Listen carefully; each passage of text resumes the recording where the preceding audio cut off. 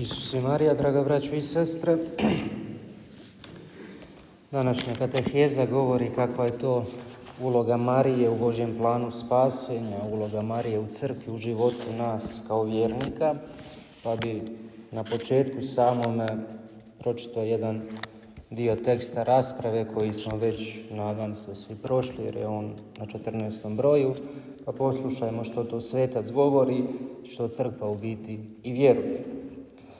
Priznajem sa svom crkvom da je Marija puko stvorenje izašlo iz ruku Svevišnjega, pa je u usporedbi sa njegovim neizmjernim veličanstvom manja od atoma.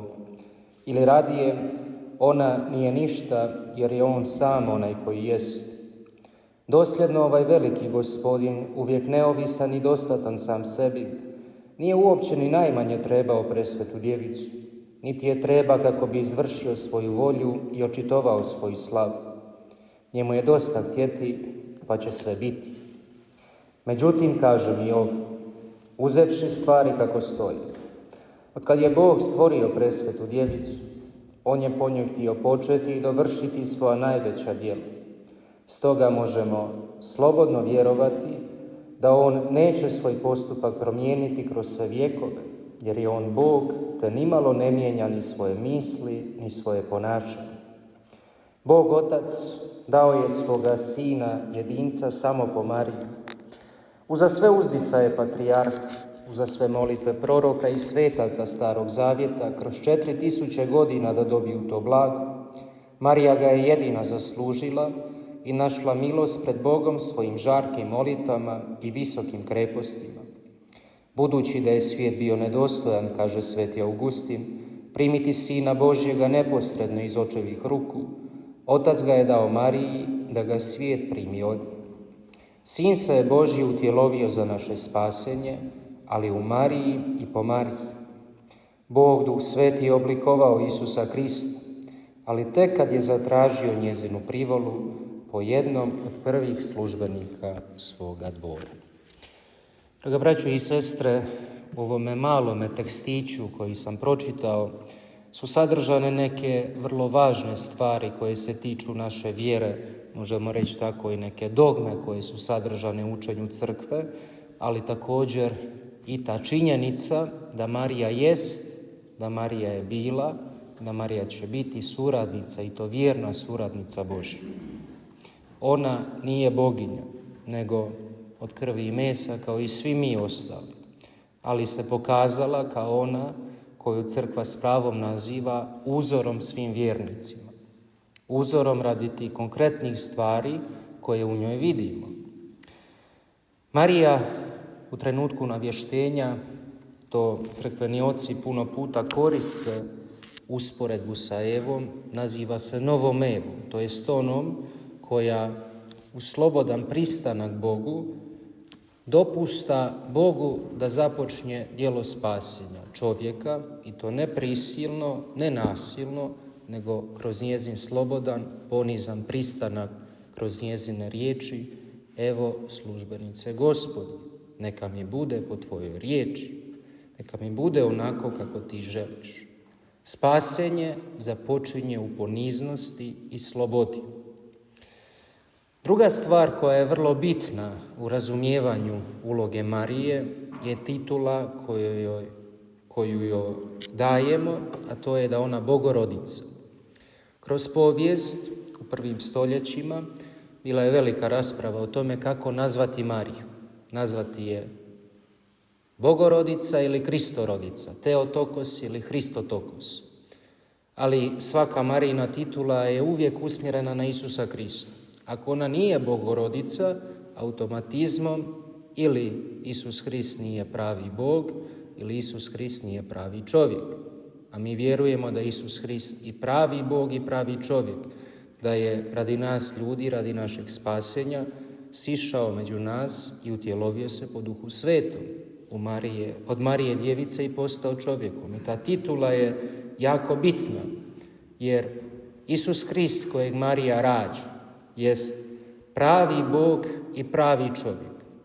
Iako ta titula pripada Mariji, da ona jest Bogorodica, ta titula uopće o Mariji ne govori, nego upravo govori o Isusu Kristu, Govori o tome da istina o Isusu Kristu je takva, da je on pravi Bog i pravi čovjek. Marija ne samo da rađa Isusa Krista, nego ono što je čini posebnom ulozi u Božjem planu spasenja, ulozi u crkvi, jest to da ona je uz Isusa čitavo vrijeme. Da ona uz Isusa nije samo fizički, nego prije svega duhovno, majčinski i vjerno do samog kraja. Uz Isusa je dok ga rađa, uz Isusa je kada ga posvećuje u hramu, uz Isusa je kada bježe u Egipat, uz Isusa je dok provodi on svoje djetinjstvo u Nazaretu, uz Isusa je kasnije u Kani Galilejskoj, uz Isusa je također na samome kraju pod križem, kada čujemo Isusovu oporuku, evo ti majke. A u životu crkve Marija je upravo majka. Ono što je oduvijek bila. Ona je majka. To je ključ razumijevanja Marije, da je ona majka. I kažu sveci, mnogi sveci to ponavljaju kroz povijest, makar kao što je pater Jure rekao na početku, Isus Krist jest spasitelj, otkupitelj čovjeka, Bog je Bog, Marija je samo čovjek, to opet sveci idu toliko daleko u razumijevanju važnosti Marije da kažu sljedeće: ko nema Mariju za majku, ne može imati ni Boga za oca. Toliko su daleko u tome išli. Da je ta Marija nužna na neki način, da je se privoli, i to nužna upravo radi te istine da će se po njoj doći Isusu Kristu. Ona od početka to čini, od samoga starta. Vidit ćemo to na sljedećim dijelovima koji su važni. Ona kao majka crkve, crkva je, nadam se da imamo pravo razumijevanje crkve, ne ono koje nam predstavljaju mediji, nego razumijevanje crkve kao zajednice nas vjernika, zajednice također i čitave hijerarhije crkve, sa Kristom koji je naša glava. Svi ostali su udovi, mi smo svi udovi crkve, pa bili svećenici, redovnici, biskupi, papa i vjernici. Svi smo udovi crkve. Krist je naša glava, to je crkva. Marija je majka takve crkve. I ona tu crkvu odgaja da bude Bogu vjerna, ona tu crkvu štiti od zla, kao što je navedeno u samoj knjizi Postanka na samom početku. Njezino potomstvo će satirati glavu zmije, pradavne zmije, i ona crkvu potiče na poslanje, kao što je to činila već na samom početku crkve. Potiče je na poslanje. A ona je nazvana u crkvi kao uzor. Osim što je majka, je također i uzor. Crkva to navodi u najvišoj rangi dokumenta koji postoji, u dogmatskoj konstituciji o crkvi, kaže da je Marija crkve uzor. Osim što je majka, je također i uzor. I uzor u konkretnim stvarima koje vidimo u Svetom Evanđelju i kao tako je vrijedna je nasljedovanja, kao što smo pričali u samoj prvoj katehezi. Da nije važno samo o Mariji govoriti, nego Mariju nasljedovati u njezinim vrlinama i krepostima. Ona je žena slušanja. Razmatra Božju riječ. I kaže Sveti Pavao na jednome mjestu, vjera se rađa od slušanja. Naša vjera, da bi rasla, mora slušati. Slušati naravno Boga. Slušati Božju riječ. I ona tu riječ, vidimo u Svetom Evanđelju, čuva u svom srcu. Čuva je i razmatra u svom srcu. I potiče nas da tako činimo. Jer vidimo koliko je to bilo plodonosno u njezinom životu. To slušanje, čuvanje riječi u srcu je prvo što Marija čini. Također je prikazana kao žena molitve. Naravno da se svi trudimo moliti, biti u tom odnosu sa Bogom, a Marija je uistinu bila u dubokoj molitvi. Isus Krist nije pao s Marsa, ali tako. Isus Krist, vidimo ga kao onoga koji često ide u osamo i moli se. Vjerujemo, imamo pravo vjerovati da je to također vidio od Marije i od Josipa, kao ljudi molitvi, kao ljudi koji ulaze u dubok odnos sa Bogom. I Marija nam je prikazana s apostolima u dvorani posljednje večere, koja iščekuje silazak Duha Svetoga u molitvi sa njima, u zajedništvu s njima. I uzor nam je molitva. Također je žena služenja. Ne ostavlja samoj sebi sve te milosti koje je Bog dao. Nakon samog navještenja, kada anđeo govori joj te riječi da će postati uistinu majka Sina Božjega, kaže: tvoja rođakinja Elizabeta je također u blagoslovljenom stanju. I nije Marija poslala pismonošu, telegram neki da joj čestita, nego ide, pohiti u gorje, kaže evanđelje. Pohiti svoje rođakinje Elizabeti da je tamo pomaže i služi. I pokazuje i nama tim svojim primjerom da mi kao kršćani nismo ostavljeni sami sebi. Ne možemo se zatvoriti u sebe, oko sebe, nego imamo biti otvoreni prema drugima. Pokazivati kršćanstvo, to jest našu vjernost Bogu u konkretnim djelima milosrđa, kao što je to činila upravo naša majka Marija. Također je pokazana kao žena nade. Nalazi se pod križem, u teškom trenutku za nju kao majku. Vidi svoga sina kojega su nepravedno na taj križ razapeli, kojega su izmučili, kojemu se rugaju, makar ništa loše i krivo nije učinio, ali ne očajava. Pokazuje nama kao kršćanima da ne smije biti takva situacija u našem životu koju imamo pravo očajavati. Pa da Hajduk ne bude prvak još 20 godina. Ja neću očajavati jer će jednoga dana biti, ali tako, valjda, logično je neko da će biti. Nema prava očaja. Nada mora biti u našem kršćanskom životu. Pa čak da mi umre i neko najbliži. Čak i onda nada mora biti. Imamo pravo tugovati, jel tako? To moramo razlikovati tugu od očaja. Naravno da tuga pokazuje da ipak u našim grudima je meso nekako, jel tako? Srce koje osjeća, srce koje suosjeća, ali ne srce koje očajava. Marija pod križem unatoč svemu ne očajava, jer vjeruje Bogu i njegovoj riječi. I Božja riječ je ona koja nam daje nadu. Poglavito nadu u tim teškim, naizgled bezizlaznim situacijama. Pokazana je kao žena nade. Žena duboke nade. Na kraju je pokazana kao žena ustrajnosti. Poglavito kod rađanja ove prve kršćanske zajednice, ustrajna je u molitvi zajedno sa apostolima, a Isus nam ponavlja, evo prošle nedjelje, postojanošću ćete se svojom spasiti, jel tako? Ustrajnost, a postojanost pred Bogom. Ne na mahe, malo ovdje, malo ondje, nego ustrajno sam tu. To je Marija, ona je ustrajno tu. Nerazdvojiva od Boga, doslovno. Ne daju se razdvojiti. Jer kad bi ju se razdvojilo, ona bi prestala biti ono što jest. Također, Marija nikada ne usmjerava na sebe, nego uvijek usmjerava na Isusa Krista. Dolazimo do Kane Galilejske, tog prvog Isusovog čuda kad se objavljuje svijetu svojim učenicima, to jest kada pretvara vodu u vino. Marija je ona koja govori slugama što god vam rekne učiniti. Uopće ne govori što vam ja kažem učiniti. Što god vam rekne on, moj sin, učinite. Uvijek pokazuje na njega. Uvijek i svud. Marija čuva, tako uistinu rečeno, pravovjernost Isusu Kristu. Postoje određene pobožnosti kojima štujemo Mariju, ali tako uistinu opet, kad pogledamo, usmjerene su opet na Isusa Krista. Pobožnost Svete Krunice.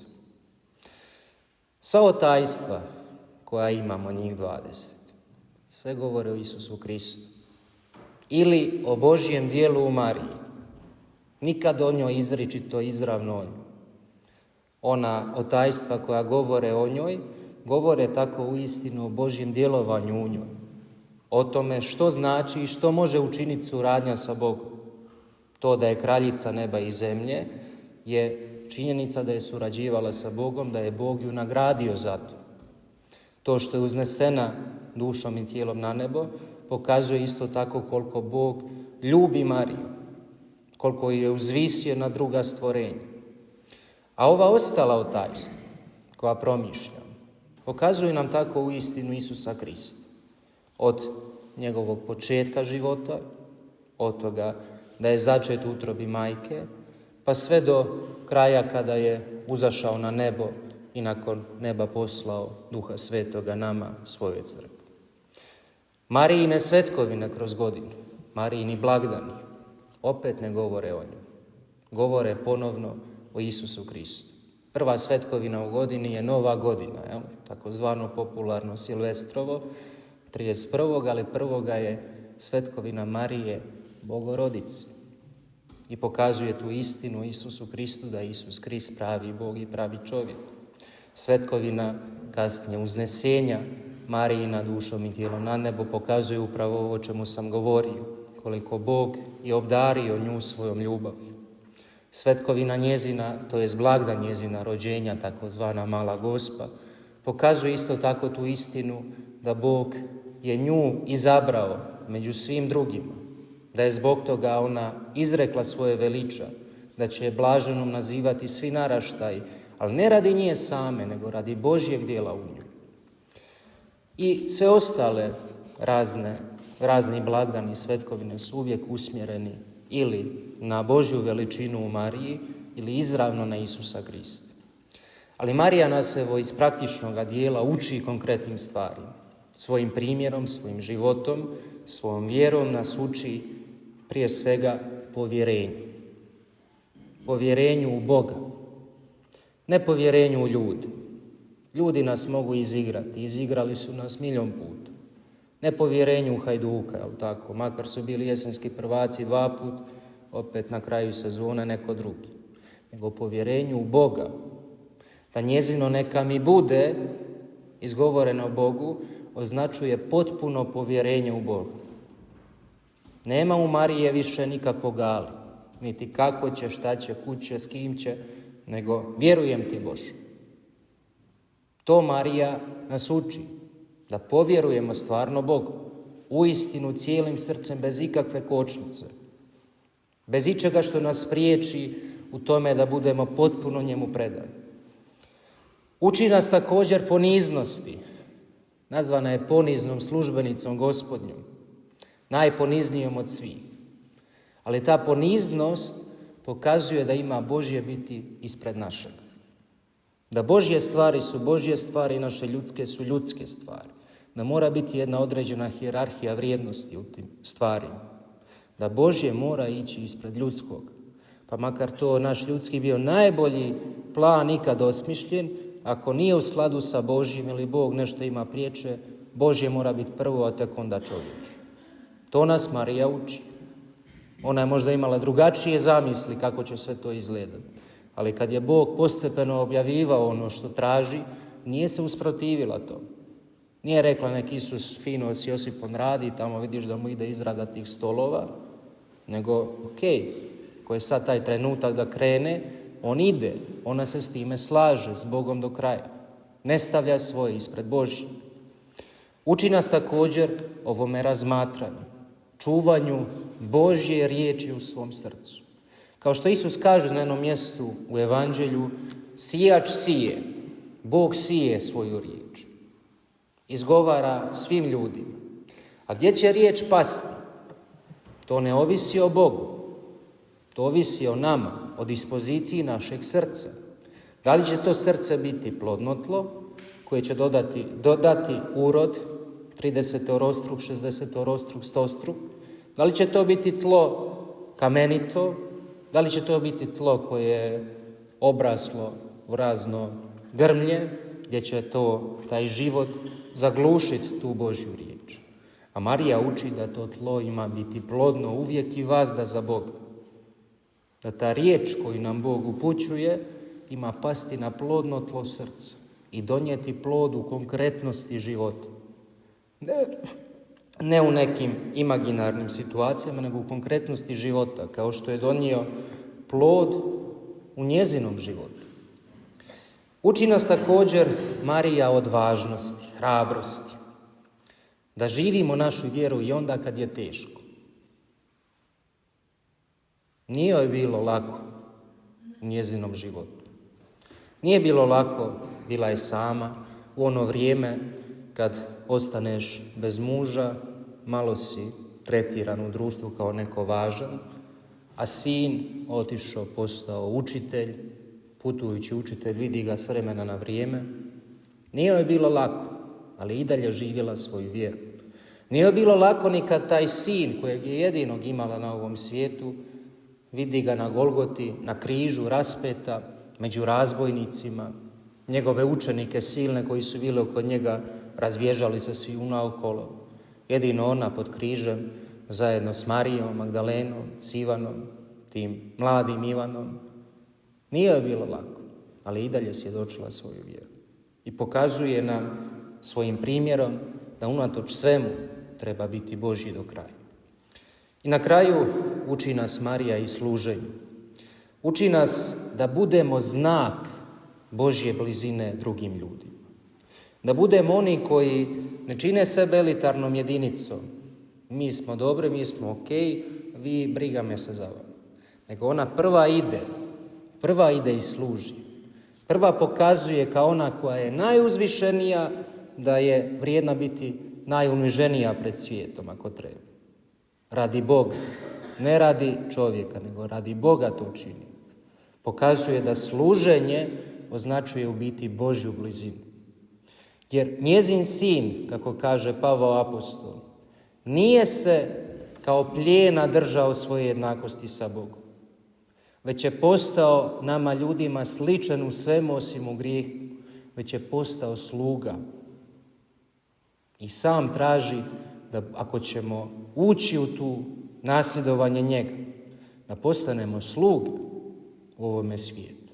Da onaj, kaže, koji je zadnji, on će biti prvi, kad su raspravljali apostoli među sobom. A Marija upravo je prva zato što je u biti zadnja. A prva je u očima Boga. Ali u očima svijeta je možda bila zadnja. U očima Boga zato postaje prva. Draga braćo i sestre, također razmatrajući o ovoj temi, želio bih drugi dio posvetiti jednoj usporedbi koja nam je pokazana u dva konkretna ukazanja. Prvo ukazanje se tiče ukazanja presvetog srca Isusova u 17. stoljeću. Drugo ukazanje u Fatimi, ukazanje takozvanih dvaju srdaca. Ali prije nego što uđemo u to razmatranje pri kraju, poslušajmo one riječi koje nas uvode upravo u ovo razmatranje koje svetac upućuje. Sad se čaškom obraćam tebi, mili moj Isus, da se ljubazno potužim tvom božanskom veličanstvu, što većina kršćana, pa i najmudrijih, ne poznaju nužne veze koja postoji između tebe i tvoje svete majke. Ti si, Gospodine, uvijek s Marijom, a Marija uvijek s tobom. Ona ne može biti bez tebe, inače bi prestala biti ono što jest. Ona je tako milošću preobražena u te, da ne živi više ona, da nije više ona. Ti sam, moj Isuse, živiš i kraljuješ u njoj, savršenije nego u svim anđelima i blaženima. Ah, kad bi ljudi znali slavu i ljubav koju primaš u ovom divnom stvoru, sasvim bi drugčije mislili o tebi i o Mariji. Ona je tako usko s tobom sjedinjena, da bi se lakše moglo rastaviti svjetlo od sunca i vrućina od vatre. Reći ću i više. Lakše bi se mogli rastaviti od tebe svi anđeli i sveci, nego li božanska Marija, jer to ona ljubi žarče i slavi savršenije, nego li svi tvoji ostali stvorovi zajedno. I vidimo upravo povezanost ovih dvaju srdaca, presvetoga srca Isusova i bezgrešnoga srca Marije. Isus upućuje određene riječi blaženoj Aleksandrini Mariji de Kosti. Kaže sljedeće: nekada sam molio za posvećenje ljudskog roda mom božanskom srcu. Danas molim za posvećenje svijeta bezgrešnom srcu moje najsvetije majke. Isus te riječi govori zato što zna da je ovo srce nerazdvojivo od njegova srca. Poznajemo pobožnost prvih petaka, većina možda nas ovdje prisutnih je to obavila i jako dobro. ali trebamo shvatiti suštinu. U ovim dvama srcima, u presvetom srcu Isusovu, u bezgrešnom srcu Marijinu je naše spasenje. To nam je slamka spasa dana od Boga. I kažemo kako nas Marija vodi Isusu. I to jest istina. Ali postoji također i suprotan smjer, kojega je primijetio ni manje ni više nego sveti Ivan Pavao II. Kaže da Isus vodi i Mariju. Da ne samo Marija Isusu, nego Isus vodi Mariju. I kaže svetac, dok je bio bogoslov, kako je otkrio tu istinu, moj način poimanja pobožnosti prema Majci Božjoj doživio je određenu preobrazu. Ranije sam bio uvjeren da nas Marija vodi Kristu. U tom razdoblju bogoslovije, počeo sam razumijevati da nas i Krist vodi svojoj majci. Da Krist ne želi da njegova majka ne bude ljubljena i ne bude poznata. Krist želi upravo da je se ljubi i da je se poznaje. Jer zna da je ona neodvojiva od njega. Da ona ništa ne zadržaje sebi. Ukazanje presvetog srca Isusova svetoj Mariji Margareti Alacoque, koje je imalo mjesto u francuskom Paray-le-Monialu, ukazanje u Fatimi, ovim trojici pastirića, pokazuje nam tu razmjenu ljubavi između ova dva srca. Razmjenu ljubavi koja je u biti pokazana kao jedno. Bezgrešno srce Marijino i presveto srce Isusa.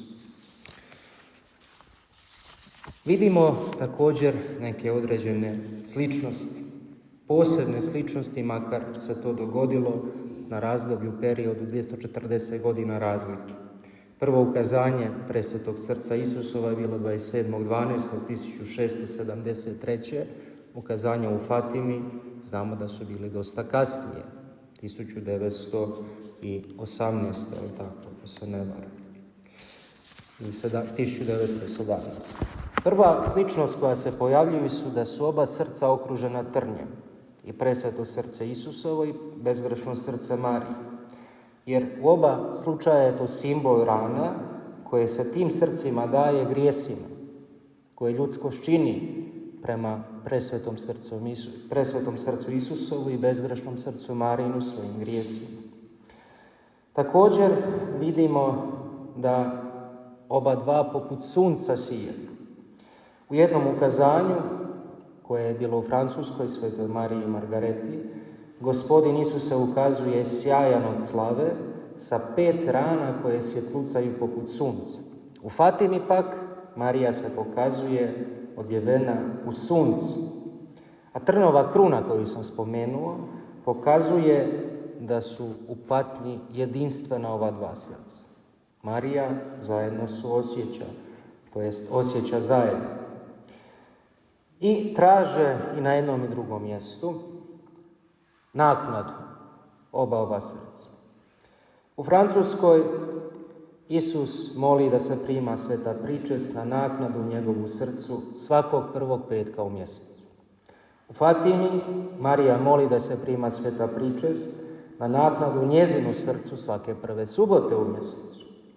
Isus u Francuskoj traži da se svake noći sa četvrtka na petak između 11 i ponoć prati njega u poniznoj molitvi koju je upućivao on svom ocu u Maslinskom vrtu, takozvana Sveta Ura.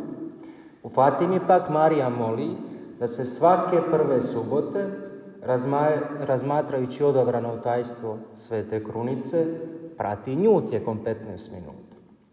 Isus moli u Paray-le-Monialu da se prakticira prvih 9 petaka u mjesecu, dajući obećanje milosti u posljednjem trenutku života. U Fatimi Marija pak moli da se prakticira 5 prvih subota, dajući obećanje da će u času smrti ona doći sa milostima koje su potrebne za spasenje. I traže da se daje zadovoljština. Isus govori Mariji Margareti: ti se barem potrudi zadovoljiti, koliko god to bude u tvojoj moći za njihovu nezahvalnost. A sestre Luci i Marija u Fatimi kaže: Evo moga srca okruženog trnjem, koji mi nezahvalni ljudi neprestano zabadaju. Čine to huleći i time što su nezahvalni. Bar se ti potrudi utješiti. I pokazuju nam se dvije pobožnosti kao ključ u tome svemu. Pobožnosti tijekom kojih su se ova ukazanja dogodila, priznata od strane crkve. Prva pobožnost je pobožnost klanjanja. Isus se Svetoj Mariji Margareti ukazuje u trenutku kad se ona moli pred svetohraništem, u trenutku klanjanja. Marija se u Fatimi ukazuje djeci dok mole Svetu Krunicu. Znači klanjanje i Sveta Krunica kao dvije izvanredne pobožnosti koje nas čine bliskima Isusu i Mariji, koje nas čine da ćemo imati utočište sigurno. I traže i na jednom i drugom mjestu, Isus u Paralemonijalu, Marija u Fatimi, da se naprave određene posvete. Posvete srcu Isusovu i posveta bezgrešnom srcu Mariji. Problem je bio nevjernosti ovim traženjima od Boga. Prva nevjernost se dogodila u Francuskoj. Kralj Louis XIV nije ispunio želje srca Isusa. Nakon tog neispunjenja dogodila se velika francuska revolucija koja je imala za cilj uništiti kršćanstvo i crkvu. Nije ispunjena ni Marijina molba koju je uputila da se posveti Rusija bezgrešnom srcu. Tako bar tvrdi sestra Lucija. I posljedice te nevjernosti su dobro poznate iz povijesti. Prvo, Drugi svjetski rat, kasnije komunizam koji je odnio tolike desetke miliona života. I sestra Lucija strahuje na jednom mjestu da se ponavlja u naše vrijeme priča o francuskome kralju. Da se ponavlja to da čovjek neće da odgovori na poziv neba. Poziv neba kojem nebo traži da se predamo Mariji. Jer time, kao što smo pokazali na ovim mjestima, se ne odvaja od Isusa Krista, jer Isus Krist upravo, kako kaže Ivan Pavao II, također dovodi Mariji, kao što ona dovodi k njemu. I došao je čas da to učini. I to želimo upravo učiniti u ovoj našoj posveti.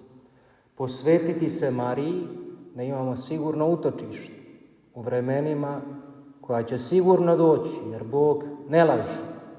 Vremena će doći progona, vremena će doći da će se evanđelje događati na našim očima, da će Biblija postati stvarna među nama i u to vrijeme važno je imati siguran grad, kao što je bilo u Starom Zavjetu nekoliko sigurnih gradova u kojima te niko nije smio ubiti. Taj siguran grad za nas je Marija. Ona je taj siguran grad u koji se želimo uteći, koji želimo pobjeći. Ona je kao Minhen 90-ih, jel tako? Berlin za naš narod tada. Pobjegneš tamo, znaš da tamo nećete niko raketirati. Marija je taj siguran grad za nas danas. Poglavito u ovo vrijeme u kojima zlo luduje na našim očima, na raznim mjestima i kroz razne načine. Ona je sigurno utočište. I na kraju Marija u Fatimi govori svetoj Hijacinti sljedeće riječi. Reci svima da Bog daje milosti po bezgrešnom srcu Mariji. Reci neka mole nju za milost i da srce Isusovo želi biti štovano zajedno sa bezgrešnim srcem Marije. Dva srca su naše spasitelji. Dva srca koja imaju moć spasiti svakoga od nas. Ali upravo po Mariji želimo doći ovom drugom srcu, a kroz drugo srce Marijinom srcu. Kao što Marija nas vodi Isusu Kristu, tako na neki način, taj utajstveni način, Isus Krist nas dovodi svojoj majci. I kaže on vrlo jasno da on želi da njegova majka bude ljubljena, da njegova majka bude poznata, da njegova majka bude štovana, jer njegova majka nikad njemu ništa ne oduzima. Za kraj ću u ime svih nas izmoliti molitvu posvete vama presvetim srcima, presvetom srcu Isusovu i bezgrešnom srcu Marije. Pozvani proroštvima Tvoje riječi, o Gospodine, znamo, ufamo se i vjerujemo da je trijumf Tvoga presvetoga srca i bezgrešnog srca Marijina već vrlo blizu. Dolazimo stoga ponizno posvetiti sebe, svoje obitelji, našu domovinu, vašim dvama presvetim srcima. Vjerujemo da kada vama posvetimo sebe, narod neće više dizati mač protiv naroda i neće više biti učeni za rat. Vjerujemo da kada posvetimo našu zemlju vašim dvama ljubećim srcima, svaki ljudski ponos i oholost, svaka bezbožnost i tvrdoća srca bit će zgaženi, a ljubav i dobro zamijenit će svako zlo. Vjerujemo da se vaša dva presveta srca neće oduprijeti našim uzdasima i našim potrebama, da će u svom plamenu ljubavi čuti nas i doći izliječiti naše duboke rane i donijeti nam mir. O presveto srce Isusovo i bezgrešno srce Marije, udahnite u nas iskru iz vaših dvaju srdaca, kako biste raspalili naša srca.